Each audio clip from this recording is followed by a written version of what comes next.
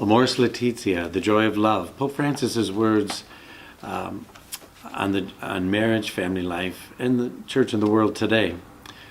The devil's in the details. The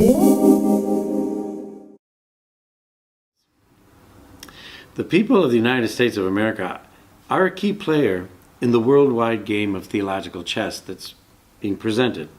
Faithful American Catholics especially hold a vital place in the strategy precisely because at this point in history, America itself holds such a dominant role. The fact that America is frequently spoken ill of in many countries today does not negate this role.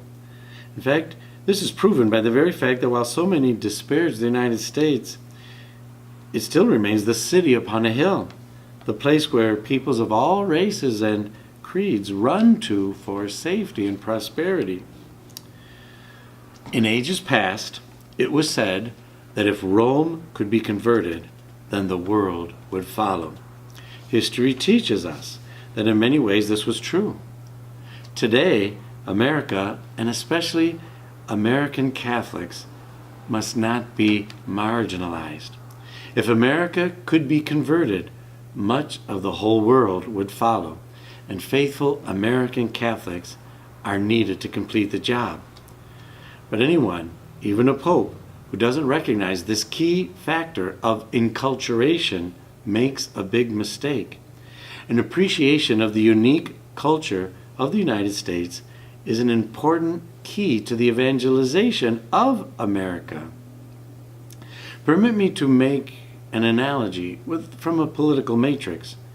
Many people who have come to America often make the mistake of failing to recognize the cultural context of what I like to call the American experiment. That experiment involves enormous political, religious, sociological matters. To ignore this cultural context while trying to convert America contradicts the whole Catholic tradition of respecting cultures as we bring Christ to the people.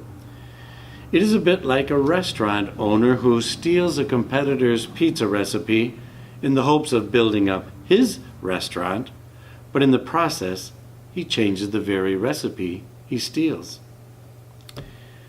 The ambiguities present in Amoris Laetitia, if left to their ambiguity, completely ignore what I am calling America's unique cultural context.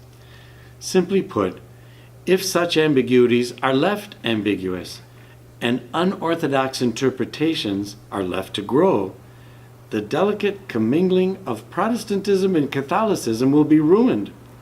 That is to say, Protestantism will win the culture and Catholicism will fade away in this marvelous land. For faithful Catholics of America, this would be a tragedy heretofore unseen in our history. Therefore, I believe a warning of sorts is necessary for such a study of Amoris Laetitia.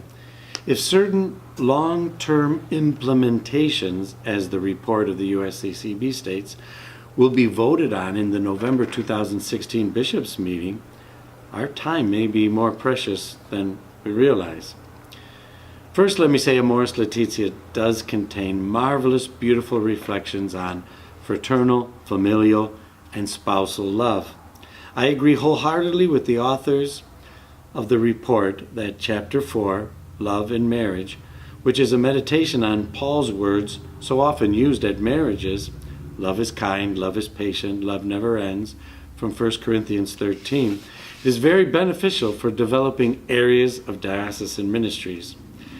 How beautiful the Pope writes, the grace of the sacrament of marriage is intended before all else to perfect the couple's love. Additionally, many of Pope Francis's ideas come to us in the form of warnings, such as, the sacrament of marriage is not a social convention, an empty ritual. Amen to that. Therefore, I encourage you to read Amoris Laetitia. However, whoever reads it will meditate on the meaning of love, and that is a very good thing. However, while reading it, it is very important to keep a few practical questions in mind. I especially recommend reading it in the context of Pope John Paul II's Veritatis Splendor and Theology of the Body.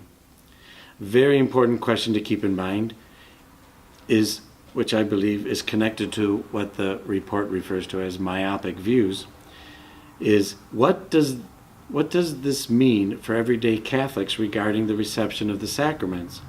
Or another way of addressing this pastoral implications is to ask, what do changes in our sacramental practices teach us about the nature of our sacraments? Thanks for listening. In my next segment, I'll take a look at some of the specific quotes and share some of these ambiguities and point to the clarifications that we find in other wonderful church teachings. God bless you. See you next time.